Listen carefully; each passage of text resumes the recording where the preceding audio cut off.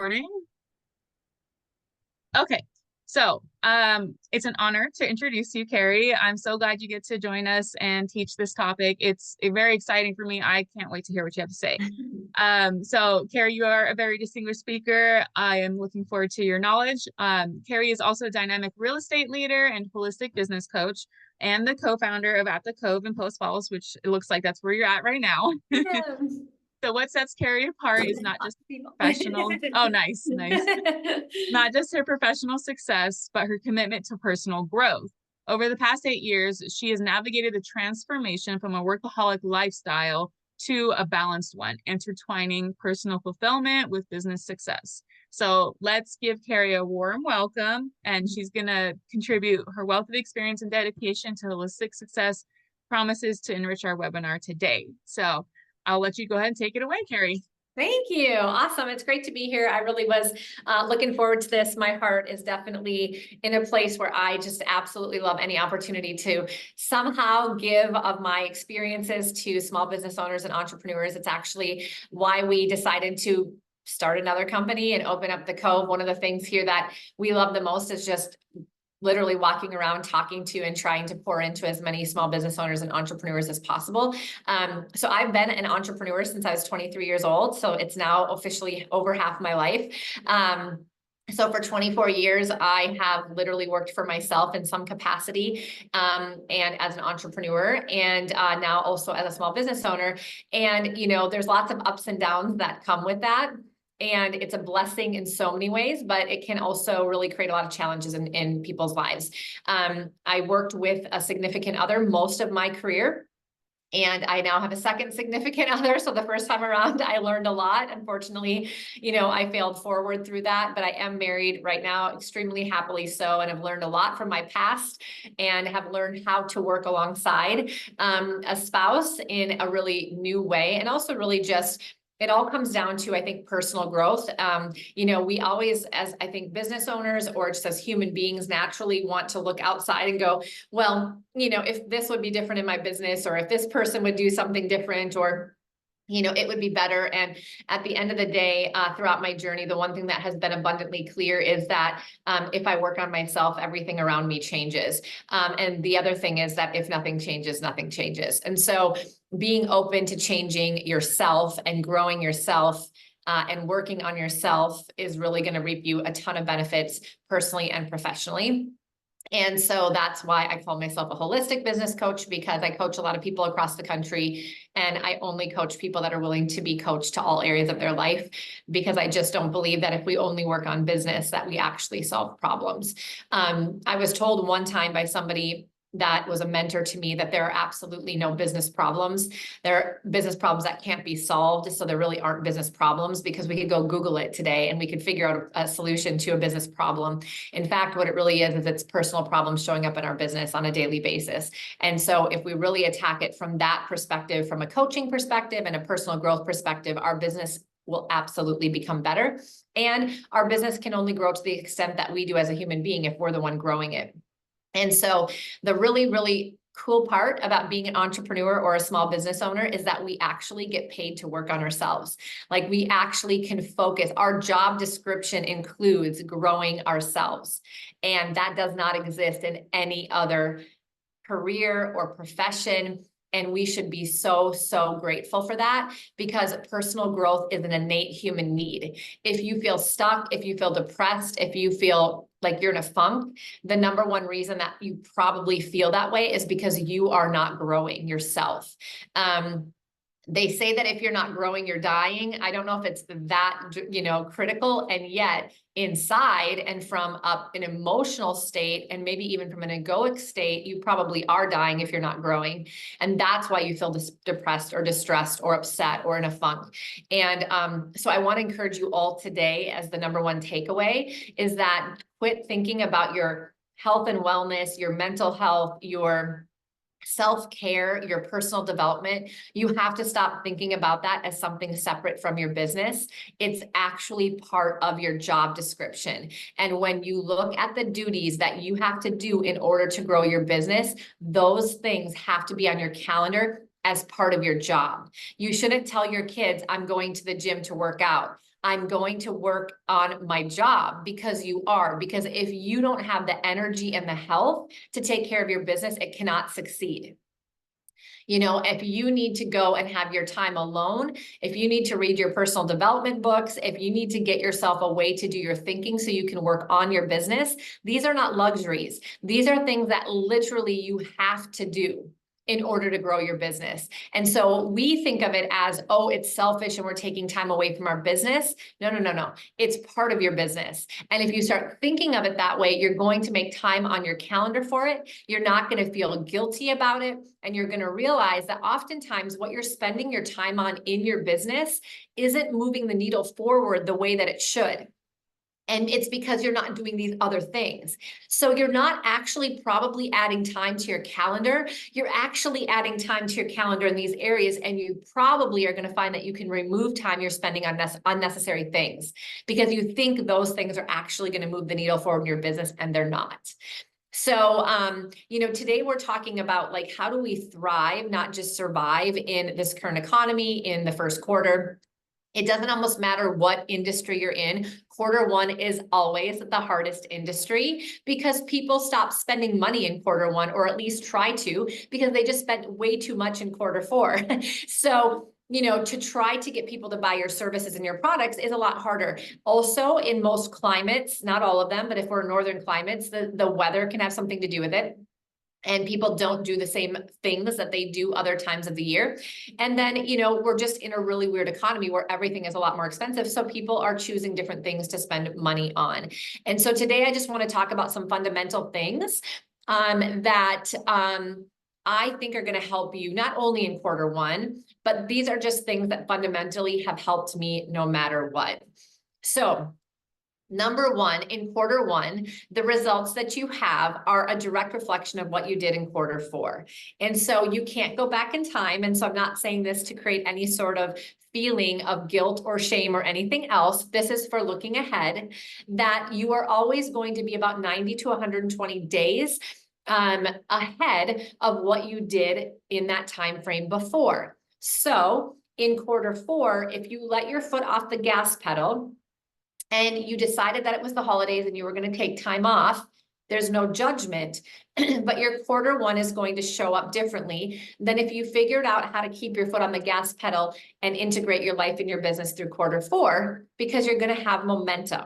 So remember, it's always harder to push, you know, a rock uphill than it is to just follow a rolling rock downhill. And it's the difference between getting your momentum going and keeping it going. And so if you find yourself in a place right now where maybe you did take a little bit more time off over the holidays, it's common, especially for new business owners, to feel very burnt out by the end of the year because they probably didn't leverage enough. They maybe worked too much, and they want to use the holidays as the time to unplug and recharge.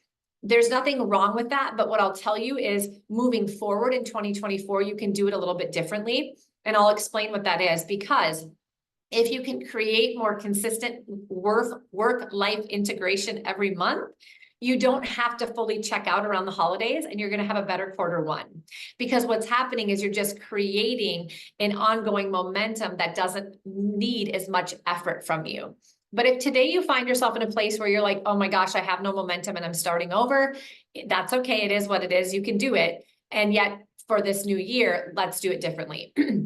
So at the beginning, Nicole shared something about, you know, me calling myself a recovering workaholic, and it's true.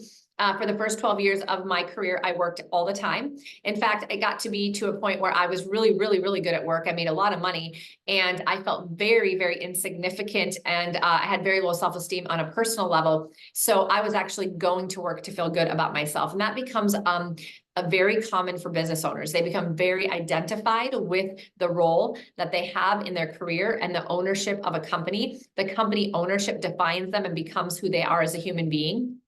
Very, very common, very easy to do, sometimes very hard to become aware of. And until you're aware of it, it can be very detrimental in your life. And I'm speaking from personal experience. It took me almost 11 years to figure out that this is what I was doing. And what will happen naturally is our ego is going to want to take us where we're successful. Our ego wants to take us where we feel good about ourselves. So if we're very successful in business, what happens is we're removing ourselves further away from our personal life, which is where we start to find that we're maybe not as good, or we're not doing well. People are mad at us. They know we're working too much. We have conflict. We're feeling guilty that we're not spending enough time with our children. And those negative feelings actually push us further away from that. It doesn't seem logical, but it's what happens, because when we go into that, we feel bad about ourselves. It brings up the shame and the guilt and the conflict and the whatever. So instead we just go where we're really good, where we're needed, where we're successful, where we're making money, where we feel like we're contributing, and that might be work. That might not be you, but if this is resonating with you, the reason I share this is because it seems like people go one or the other. They do complete opposite of that, where it's like, I don't want to sacrifice my family, so my business is going to be marginal. It's going to be average, and I'm going to struggle financially, and I'm going to have the financial turmoil, and I'm not going to feel good about my business, and that's going to affect my relationship with my spouse. But I'm so convicted that I don't want to hurt my family that I'm going to let that be, and it's just going to be what it's going to be. Or they're going to work a lot, make a lot of money, and have troubles with their personal life. It seems almost all the time you're on one end of that spectrum or the other. It's very difficult for people to figure out how to integrate both and be successful at both. Part of it starts with your belief that it's possible. If you don't think it's possible, then it's not going to be, because it will be a self-fulfilling prophecy. But if you truly believe that you can be a great mom or a great dad or a great parent or spouse, and you can be a great business owner, then you can be. But the number one myth that people believe that creates a big problem for them is that there is a work-life balance. That does not exist. Nothing is a true balance. Nothing is going to be equal. And at any given time in your life, one of your things, your family or your health or a relationship or your business, are going to need more of your attention. And that's okay. In that moment, take the time that you need with that part of your life and make it a priority. Just make sure that you don't stay in one area of your life too long where the rest are being detrimented. So when you think of a ballerina, they're constantly shifting back and forth, back and forth. They're not balanced, stationary. It's a constant movement. And so how you have to think of yourself as a human being is that you're constantly touching all of the things on a regular basis. And it doesn't have to be equal. It just has to be often, so that nobody or nothing all of a sudden starts to fall by the wayside where you can't recover from it. Okay, so one thing I would encourage you to do is, when you look at your calendar for the new year, in order to feel like you are truly thriving and not surviving, is that you need to figure out how to integrate work and life in a very positive way. We've already distinguished that your health and your wellness, your self-care, your personal development are part of your job description. So that is your job. Add that to your other job duties. And then what are the other obligations you have in your personal life? Key relationships, your children, your parents, your spouse, friends, your social life, all of those sorts of things. And now you need to just make sure that in a month's time, all of those areas have been touched enough according to their priority that they are going to continue to move forward. You're moving the needle forward in those relationships, not backwards. For friends, you may have a get together once a month. For your spouse, it may need to be something intentional once a week. For your children, it's every night for dinner or every breakfast, or, driving them to and from school and having conversations, whatever it is that is your goal. So it might be multiple times a day in different time blocks, if you will. And your workouts maybe are 3 times a week. Maybe, your personal development is for a half an hour every morning. You need to look at them and go, okay, these are the priorities. They don't have to be equal. They just have to be what they need to be in order to make sure that these relationships or these areas of my life are not detrimented. And look at it holistically from a month's period of time.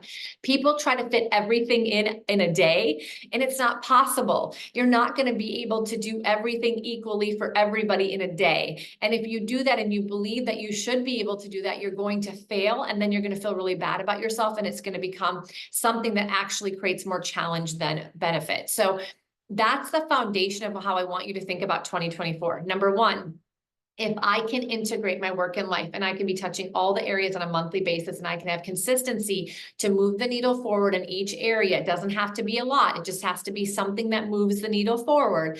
I will create positive forward momentum in all of those areas of my life. And I don't have to choose one or the other. When it comes to your business, you just have to do something every day. And everybody knows in their business, what is the most important thing that you need to do in your business? It's probably have a conversation with potential clients. It almost doesn't matter what industry you're in. It's conversations with other human beings that might need what you have. And so it can be a current database, it could be through your social media, it could be past clients, it could be current clients that you're constantly trying to nurture to maintain clientele. But the idea behind it is if you actually boil down your business to one thing, that's what it probably is for 99.9% of you.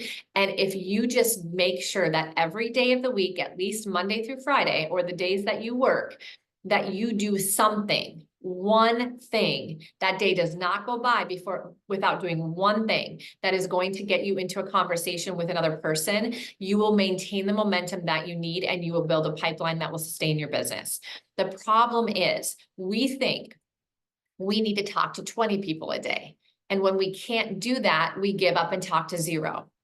That's not the right attitude because you're not going to be able to do 20 a day probably consistently. If you have a family, if you have other hats that you wear, if you're running a small business, you have to dial this down to simplicity.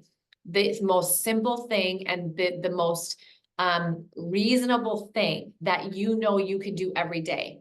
Because here's the secret that we know in business. If you talk to any successful business person, they will tell you it was never the intensity in which they did something. It was always the consistency that they did it in.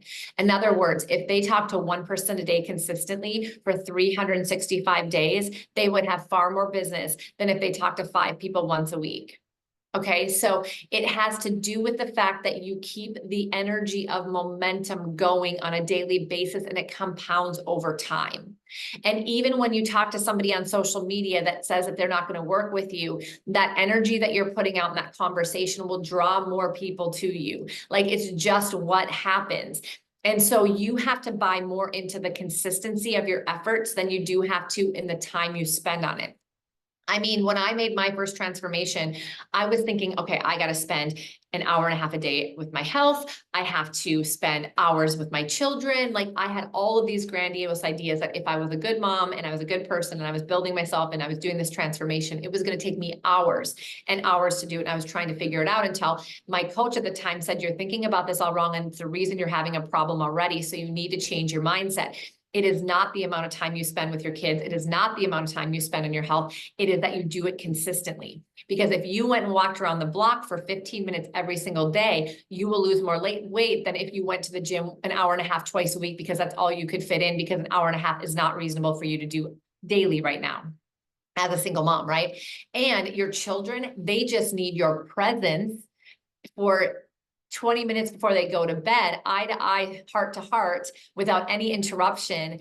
And you would move the needle forward in their life more than if you think you need to go spend half a day with them and you're working the whole time you're doing it, because it's not reasonable for you to go spend half a day with them because you have work.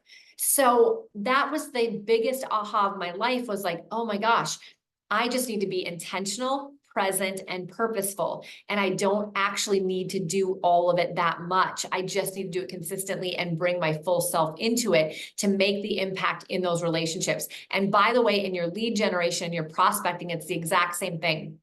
If you think that you're going to do 2 hours a day, I guarantee you while you're doing that, you're checking your email, you're checking your text, you're doing this, you're doing that, because 2 hours is a very long time for you to stay focused on something without other things needing to be tended to. So you're not present, you're not intentional, and you're not purposeful. So you're actually likely getting less done and making less impact in relationships than if you just said, I'm going to do this for 30 minutes and I'm going to put everything I have into it, full attention, full purpose, full presence. And I'm going to look for every opportunity in those conversations. And I'm going to make that conversation I had with that person mean something to them.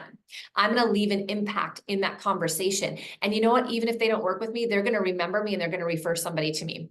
Because if we're doing it very superficially because we're very distracted, we're not actually moving the needle forward in those conversations the way we could. So maybe we have 5 conversations, but they're not good conversations. Or we could go have 1 or 2 that are really, really good. And the 1 or 2 that are really, really good, and the consistency of doing 1 or 2 that are really, really good, are the ones that actually build our business. So if you've been feeling overwhelmed, and like you're in that survival mode, you can pull yourself out of it by relaxing your calendar a little bit, relieving a little bit of the pressure you're putting on yourself on the amount of time you need to spend on things, and start re-looking at your calendar and shrinking your time blocks.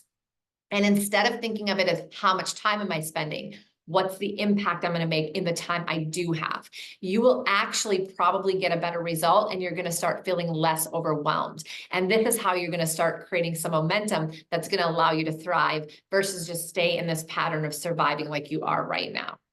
So I'm doing a training on Monday, and I thought this would be I guess really synergistic with what I was talking about today, which is 5 pillars that I believe every successful business is built on. And I think this is a good way for me to bring these 5 ideas, and then I'll open it up for any questions. We'll look in the chat, and we can dive into any of these one if we want. But when you're looking at your year, how do I thrive and not just survive? There's 5 areas that I believe you really, really need to take seriously in your business and figure out how you're going to fit it into your life and your time. And again, it doesn't have to be in an overwhelming way. It just has to be there. The first one always has to start with mindset. I've talked about a lot of mindset so far, the first whole portion of this, because I believe the difference between people surviving and thriving is the way that they think. We all have the same 24 hours. We all have the same opportunity, and we all have the same knowledge in front of us in Google right now. We all have a lot of the same things, and it's not the most talented and smart people that find success. It's the people that learn how to control their mindset. It's the people that learn how to focus on what they want, not what they don't want. It's the ones that actually believe that they can do something that make it happen, because that belief creates their ability to act, and if they act consistently, they get a result. I actually told somebody today, honestly, you could do anything in lead generation. You could do the most ludicrous idea that anybody's ever come up with lead generation. And if you did it every single day, you would get results. I've seen it happen. People have told me lead generation things, and I thought, what in the world are they doing? Honestly, I was like, this is the weirdest thing I've ever heard. But they wanted to do it. They bought into it. They believed it would work, and they did it over and over again. And they literally had success, because it doesn't matter what you're doing. If you do it often enough, even if you don't have the skill, you're going to fall upon opportunity, because it's a numbers game to some degree. So it's your belief. Remember this. This is a really important thing to believe. Your thoughts. So your belief system is absolutely the first thing that triggers your feelings. Your feelings are the things that either make you act or not act in a certain way, because you act emotionally most of the time as a human being. So if we control our mindset, we can control our feelings, which then means we control our actions. And the action is the absolute only thing that gets a result. There's nothing else that can get a result but an action. So you can link your results back to your mindset. So if you look at 2023 and say, my results were not what I wanted it to be, this is where it begins. So your mindset has to be a mindset of success. It has to be a mindset of focusing on what you want, not what you don't want. So if you don't have enough money, and I'm using this as an example because at the beginning of the year, money is always the biggest challenge with business owners. If you're feeling like a failure because I didn't make enough money in 2023, or we don't have enough starting in the quarter, or we're just stressed out about money, your mind is going to naturally think about the fact that you don't have enough. If you allow your mind to continue to think about you don't have enough, you will continue to not have enough, because your mind is a very, very strong muscle, and it will elicit feelings that will elicit actions or lack of actions, whether you even know it consciously or not. And you're going to continue to receive the same result that you don't want.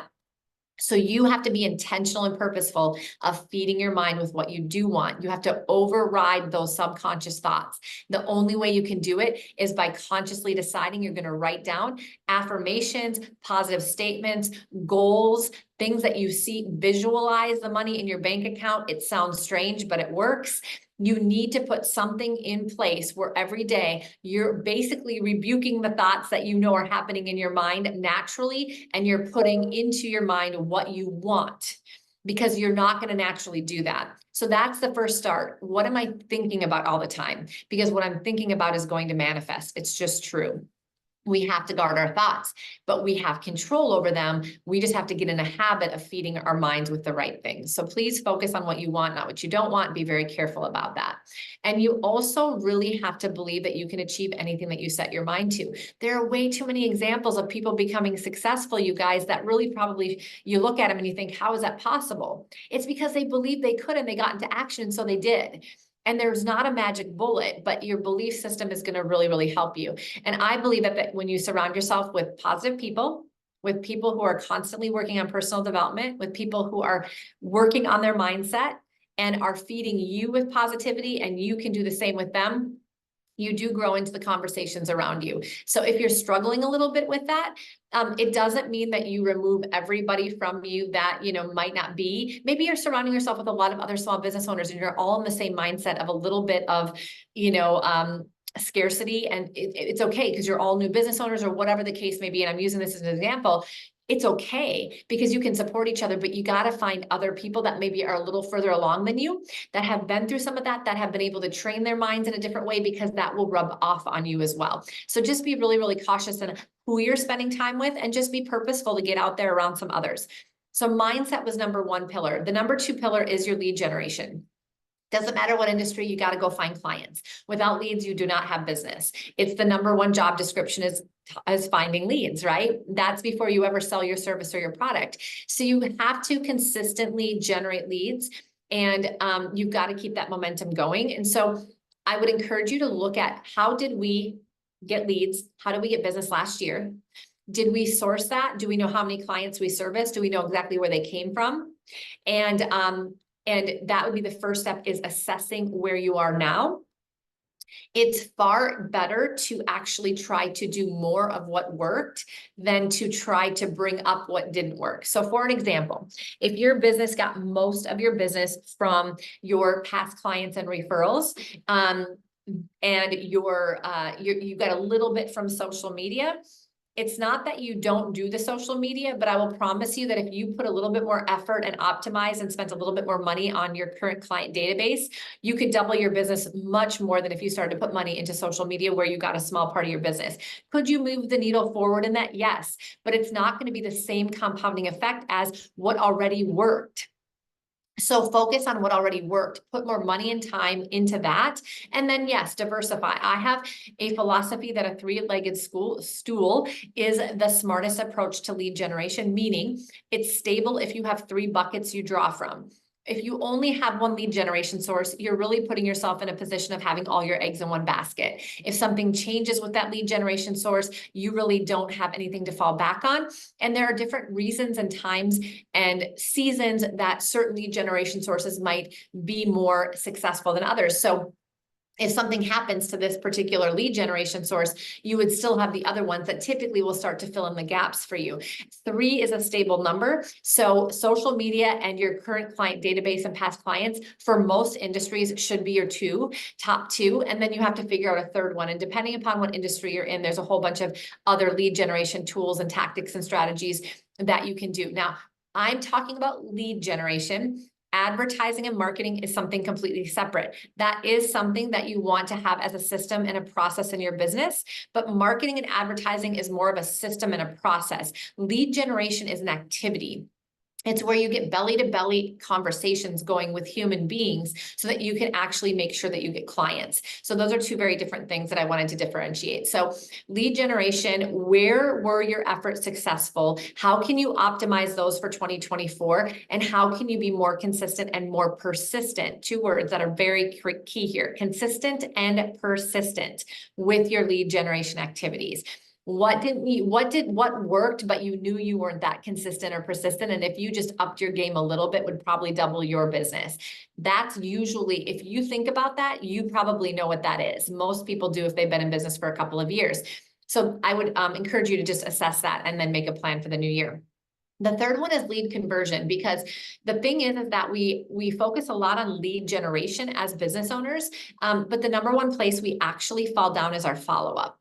Statistically speaking, you're going to get about 75 to 80% of your business from lead follow-up, not the first contact. So remember, you're doing lead generation to continue to have contact, to talk to people that are thinking about doing something that you're going to be able to provide a service or product for. But it's not always the exact timing that they're going to do something. So in order for you to actually convert that client, you're going to need to follow up and have a conversion process. If you fall down on that, you're going to only capture about 25 to 30% of the business you could have. So when I do some coaching with people, they'll say to me, wow, honestly, I bet you I only got 30 to 40% of my business last year. You just said that to me. I had horrible follow-up. I just only converted the people that were ready to do something right now. And I forgot about the other people. And if I think about that, I probably would have doubled my income. And it's a very, very common thing I hear. So when we're talking about pillars, we very commonly think about lead generation and marketing and advertising, but we don't always think about lead conversion and follow-up. So what are your leads worth? What if you converted a higher percentage of the people you actually talked with? Maybe you can go back and say, if you tracked somehow, we talked with 100 people and we actually worked with 25 of them. What happened to those other 75 people, and what could we have done to even convert 25 more of those to double our income? And so getting a system in place for conversion and follow-up is really, really important. Obviously, CRMs, tracking devices, pipeline tools, getting people into lists in your social media to be able to follow up with them, maybe even doing some reverse advertising to them once you've talked to them in more of a subtle way. There's a lot of things that you can do, getting them in a newsletter for your business, educating them, inviting them to different things, etc. So those would be the other thing. The last thing I would say about lead conversion is, if you felt like you did a lot of appointments and you just weren't able to convert them into clients, figure out what were those biggest objections you came up against in 2023. And find somebody that you could role play with, that you could talk with, somebody in your industry or a coach, and figure out what needs to happen for you to overcome those objections in 2024. But also, what you find that is, if you talk to a client and you're not able to convert them, it might be in your messaging that you're even lead generating with that could be holding you back. In other words, you're finding that there are blocks, or there's something that's going on that the consumer is resistant to, that you're offering or not offering. And if you start to realize, oh, wow, we didn't get 50 clients because of A, B, C, and D. Number one, are we willing to do that in the new year? Does it make sense? Number two, if we are, could we change that now and start using that in our actual marketing messages to get more clients that we didn't get last year because we didn't even know this was something they wanted and we weren't offering it? So you can actually take your losses from the previous year and turn it into more clients the new year, if it makes sense for you and your business. So the reflection of last year is a theme here, right? How do you survive and thrive, not only survive, but thrive in a new year, is by really, really reflecting on the previous year and then taking action from what you learned. And that's what a lot of people don't do, is they just try to start fresh. And I think that there's a lot to be learned and to optimize and to build upon from a previous year, even if it wasn't the year that you wanted. So mindset, lead generation, lead conversion are the first three pillars. The fourth pillar is systems and processes. Marketing systems and processes, advertising, I include that here in systems and processes. But of course, operations, customer and client service, follow up on your, payment processing, getting reviews and testimonials. I mean, the list can go on and on and on. And these are very, very important things.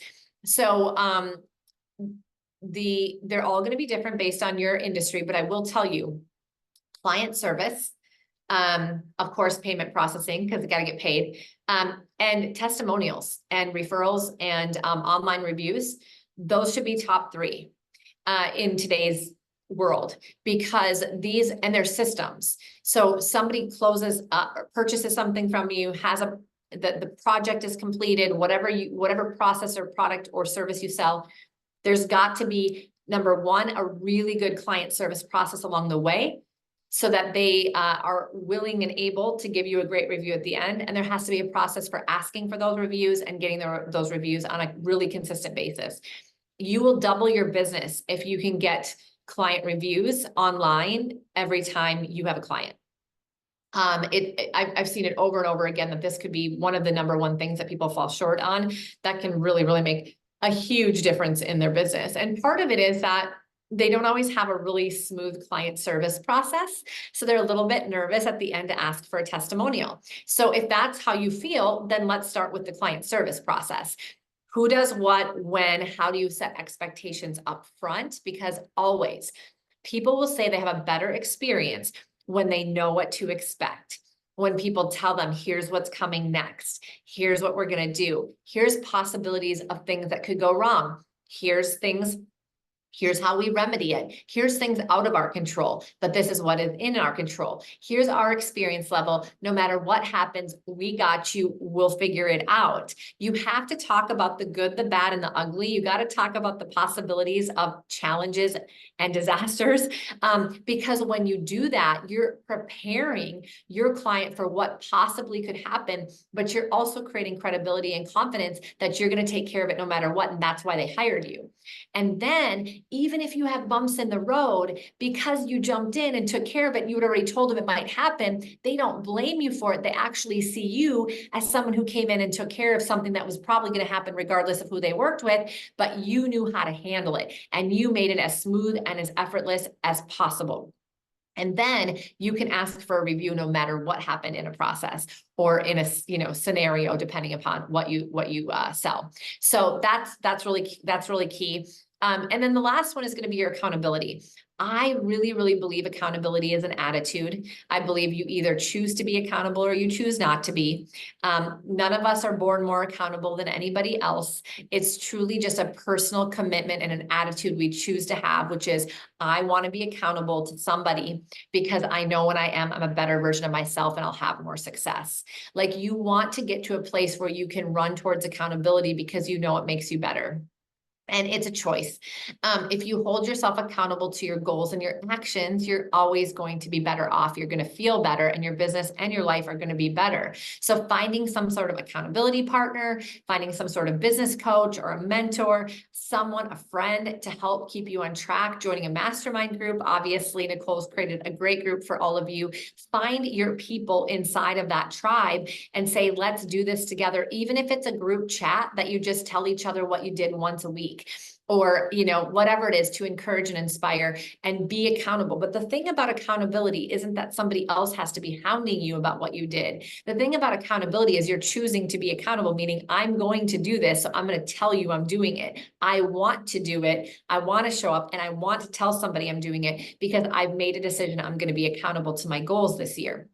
And when you do that and you can track what you're accountable to, track your numbers, track your goals, use your calendar to track what you're doing, whatever it is, and you can surround yourself with others who are choosing that same accountability, you will have a very magical relationship because you're excited for the accountability. You've turned a corner from being, oh my gosh, I don't want to have to show up for people and tell them what I'm doing and not doing, to I am literally running towards this accountability because I can see the success I'm having because I'm choosing it. And you have to surround yourself with the right people to make that happen. The thing about accountability is that a lot of people have a bad thought process about accountability. They maybe they were in a relationship, business-wise in the past. Maybe they had a boss. They might have had a teacher. They might have had a coach when they were younger. And accountability was something that made them feel bad about themselves. Why didn't you do what you said you were going to do? You said you were going to do this, but you're not doing this. And a lot of people have had that experience, even as youth. Sometimes it was their parents that didn't mean to be that way, but did it. And sometimes it was a different situation, but it was a place that they felt bad about themselves. So if you're going into a group accountability situation or with a coach or a mentor, and you have a feeling that you feel bad about yourself every time, this is not going to be a successful accountability because you will not show up. No one puts themselves in a position to feel bad about themselves purposefully or, consistently. It just doesn't happen. We don't do it as human beings. It's not going to help us. And it doesn't make any sense. And so if you find that when you hear me say the word accountability, you like freeze up and you're like, oh, I don't like that. You've probably had some sort of bad experience. That's okay. What you have to do is you have to change the definition of accountability in your mind. because all of the words we hear, if they elicit a feeling, it's just simply because we've attached a definition to them that makes us feel a certain way. So if you knew that you were going to coach with me, for an example, what I'm going to tell you is I'm going to tell you that I am going to hold you accountable to whatever you tell me you want to be held accountable to. And not because it's important to me, but because it's important to you. And because we have this relationship and I care about you, I want what's important to you to happen. And then secondly, I'm going to say, but accountability doesn't mean that you're going to come and feel bad about yourself. Here's what accountability to me means. It means I create a safe space for you to show up every week to tell me if you were able to accomplish your goals and move the needle forward to what you say it's important to you or not. And if it wasn't possible that week and you did not do what you said you wanted to do, I'm not going to ask you, why didn't you do it? I'm going to ask you what happened. Because the reality is that something happened in your life that week or in your business that week that took you off path, and it just didn't happen. And so what we need to understand is accountability is showing up to say, I want to do this, but I'm not going to be perfect and it's not going to happen every time. But I need a conversation around what happened, what didn't allow me to do what I said I was going to do, because I need to change something and I need to create some sort of solution. So when this happens again, I can overcome it and still do what I said was important to me. So it's all about creating a safe space and having awareness, so that you can feel good about showing up and knowing this conversation is going to help me move the needle forward. So that's what accountability should be. So if we know consistency is the secret sauce, then we have to be able to be accountable to what we say is important to us. Track our numbers or track our calendar, show up to people, review them regularly so that we can start creating consistency in the areas of our life that are important to us. It's not about doing everything perfectly. It's about showing up and taking action every day. I have a coach. I'm going to end this with a friend of mine who's a coach.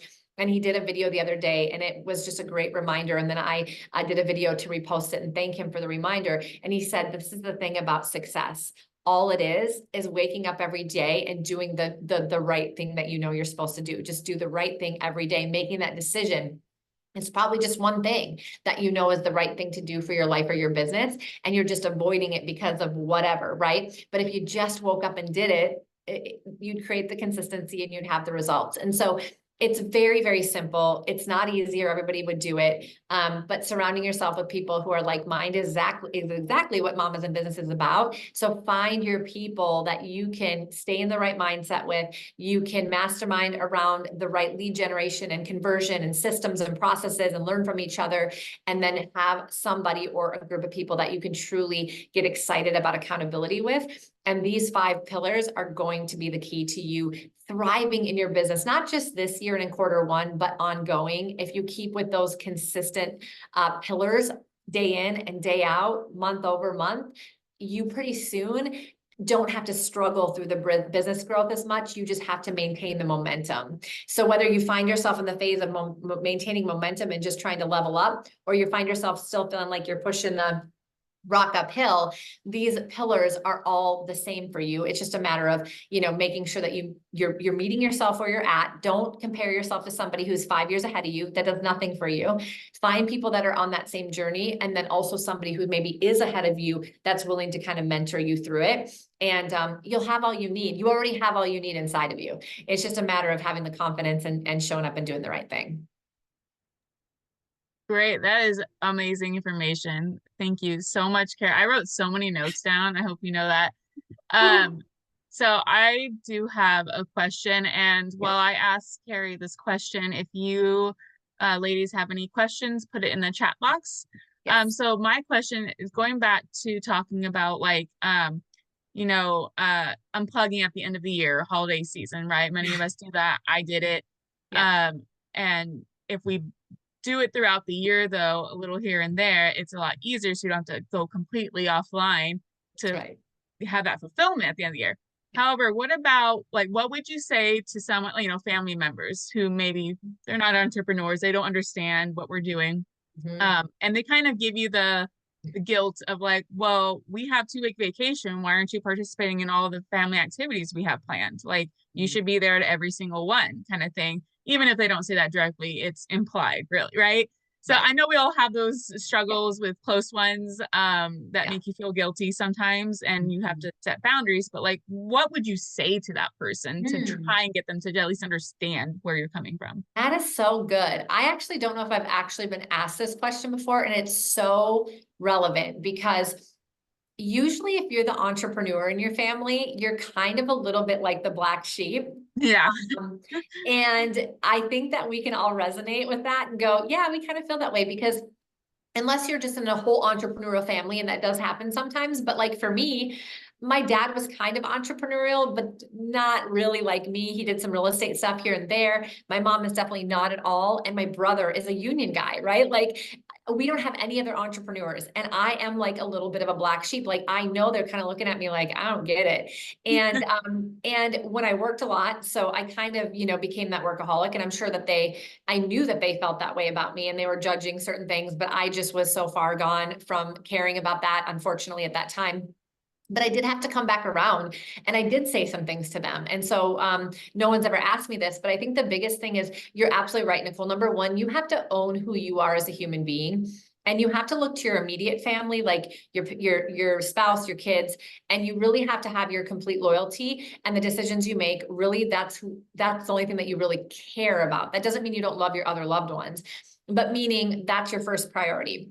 So as long as they understand it and what you're doing to unplug throughout the year in different times and making this work so that you don't have the financial stress, so that you and your spouse are achieving your goals and you're doing what's important for your family and your legacy and the things that you're just building together, you got to feel really, really confident in that. And I think once you feel confident in that, you can say to another family member, maybe parents, siblings, I know it's hard for you to maybe resonate with me. It seems like I'm a little bit different, over here being an entrepreneur with my spouse and all the things that we're doing.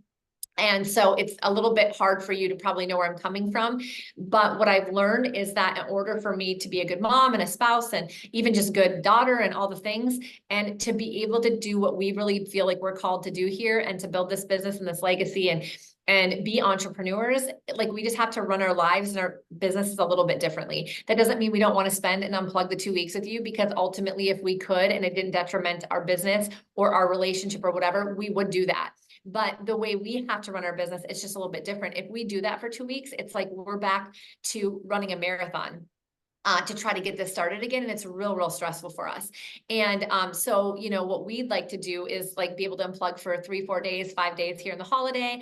And, do it in the summer and do it around these other holidays and things like that. And I'm not asking you guys to do that, but that's just kind of like what we've decided and learned from others who have been entrepreneurs that we kind of have to do. So I think what ends up happening is people feel like you're choosing your business over them. Yeah. And so Yeah. they're coming from their perspective, like, how selfish are you guys?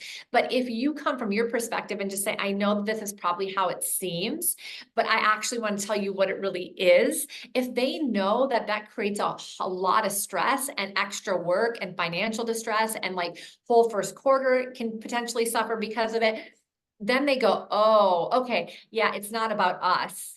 This is like, you have to do this. And so how can, and it's just literally because they don't think the same way. And if you've never been an entrepreneur, you definitely have no idea. Yeah. Yeah. Right.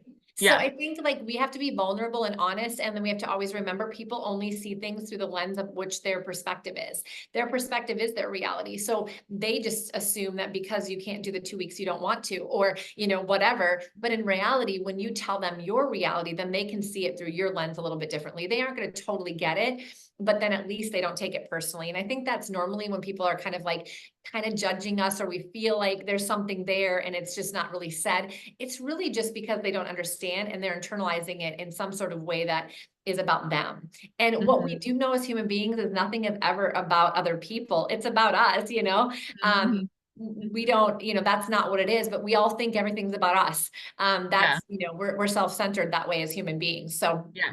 I think it's just trying to be as open with those loved ones as you can, really. And Yeah. then No, you that's feel great. less guilty about it. When then Yeah. Right. you're gonna do it and you're gonna go, okay, we had this conversation. If they don't get Yeah. it, they don't get it, but at least they know it's not because we don't want to. And we can feel good just doing this. And then you don't have that internal pressure on top of everything. Oh yeah, for sure. I mean, becoming a mom, it's definitely been easier to set boundaries and not be as people pleasing, but it's still there. It's So still there. Yeah, yeah, of course it's it still is. there. We want to be everything to everyone, but it's just not Yeah. possible. Yeah, Mhm. exactly. Okay. Does anyone else have questions? Yeah, anything. It can be anything business. Doesn't even have to be what I talked about today. No worries. I have a Q&A box. I don't see anything there. I don't know if I can see the chat box, but If you go, oh yeah, I can. you can't see. Okay. Um, okay. Oh, Oh, there you go. how do you find the right accountability partner or mentor? Great question. So, what industry are you in? If you can chat that, that'd be awesome. Landscaping, cool. Okay, so really any small business that would be a service provided, like Nicole could be a great accountability partner for you, right? Because she's in a tree service. I mean, anybody that's providing a service where you actually have to have a crew to go do something. I mean, find some synergies, because if you have a service but you don't have any employees and you have 6 employees, somebody has none, there's going to be some pretty big differences there in terms of like what you deal with on a daily basis. So I would look for somebody that has something that it has to be service oriented, somebody that has a crew, if you do, unless it's just you and your spouse or whatever, a couple people. Find some synergies. Does not have to be the exact same, does not have to be the exact same industry. It could be an asphalt company, right? It could be something like that. But I think something like that I would look for, just simply because there are certain caveats that are going to be the same. Dealing with a homeowner, quality control issues, staffing. There's just things that are going to be very similar that you guys can resonate with. And I feel that if you have a mentor, they should either have already coached or mentored people in a similar career, or they've done it. Okay, that would be my opinion. What I would do is I would go to the Mamas in Business. I would go to, you ask me, reach out to me. You can find me on social. I'm meeting a lot of people and other coaches and different people that have done multiple businesses because of the COve. I've been really blessed to meet more people than I ever have before. So I can always make connections. And of course, just to help people, there's no obligation for anything. That would be from a mentorship. Accountability partner doesn't matter. I don't care what industry, what business, but what has to be the same is that you guys are willing and you're both in a position where you're like, we want to show up for each other and for ourselves. You have to have the same level of commitment, and you have to commit to having conversation at least once a week via phone, Zoom, in person, and that you are willing to have some accountability, if not on a daily basis, at least multiple times a week on a text. That would be my opinion on the best type of accountability partner. They don't even have to be another business owner. If they're just someone that is really committed to something important in their life that they need an accountability partner for, and they're willing, they're not giving you any advice. Accountability partners don't give advice. They're not mentoring or coaching you. They're literally just willing to show up and ask you if you've done something and create a space where you can show up for somebody else other than yourself. So, so Facebook groups, networking groups, Mamas in Business, just finding someone that's like-minded. You might find somebody at your church, you might just find a friend. That would be for accountability. Maybe you just throw it out there in Mamas in Business membership, like, I want a small accountability group, but this is going to be literally people who are like, you will show up every week, no matter what. High commitment. Is there anybody that wants to do that? Just put it out there and see what happens.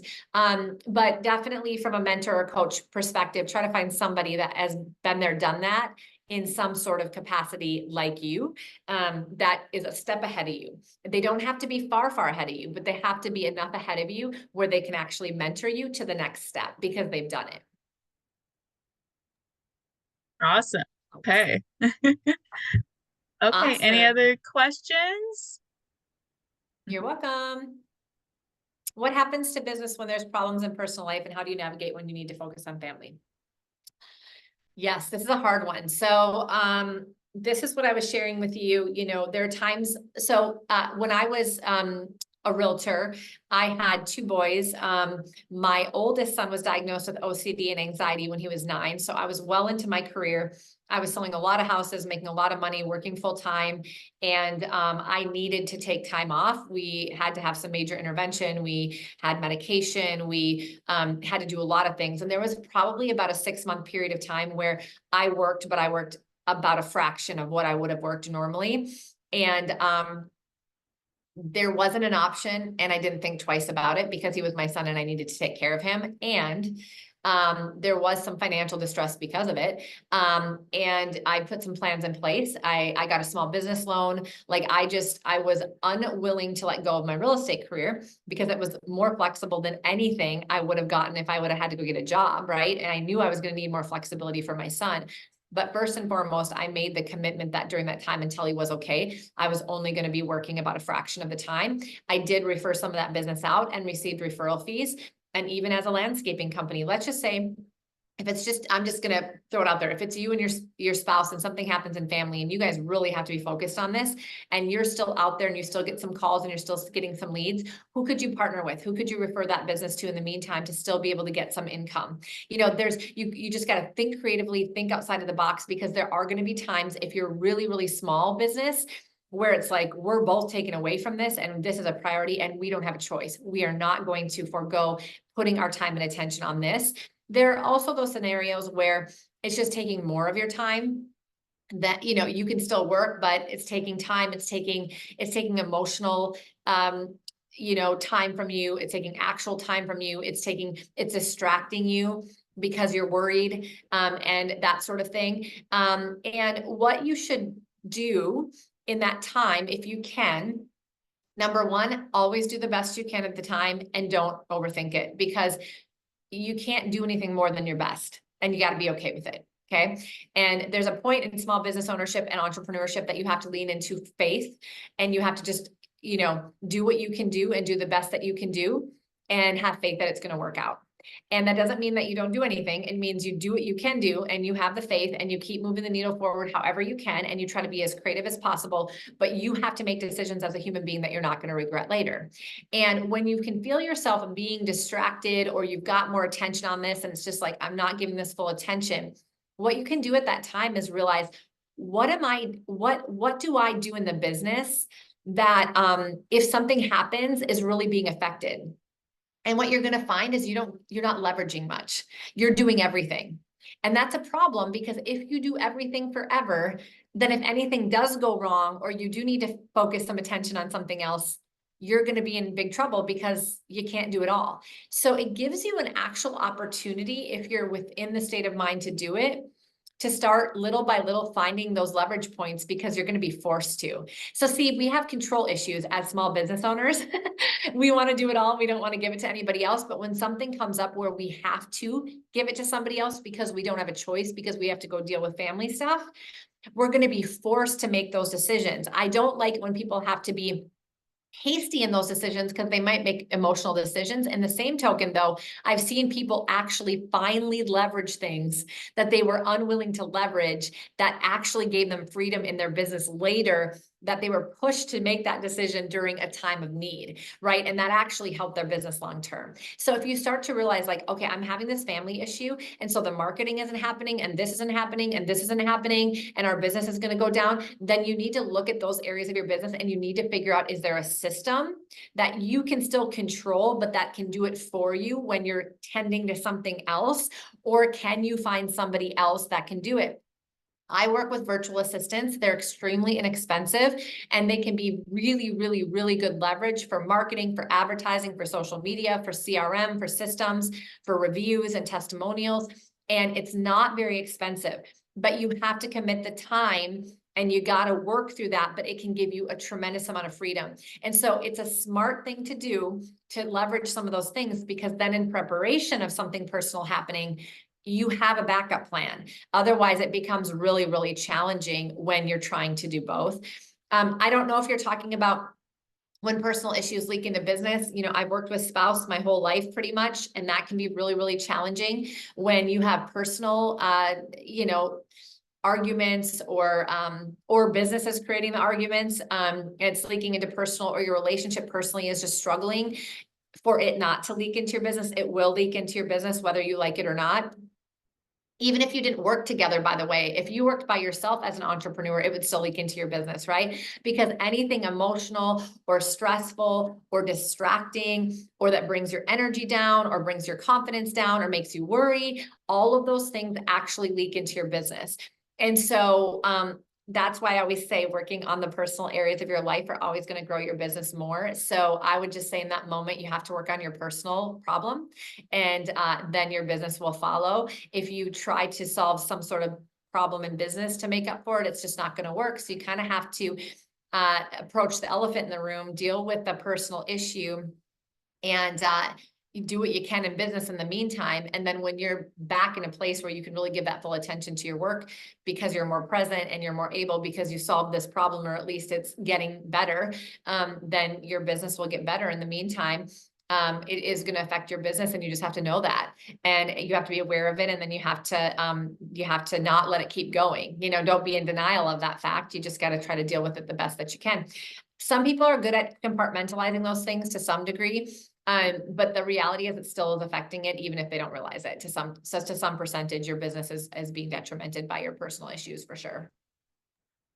Okay, great. And that's all the time we have for today. Thank you Yes. so much, Cari. Appreciate it. How can everyone reach out to you Oh, yeah. if they have questions or anything? Do you want me to chat in the chat box quick, and then we'll sign Yeah. off?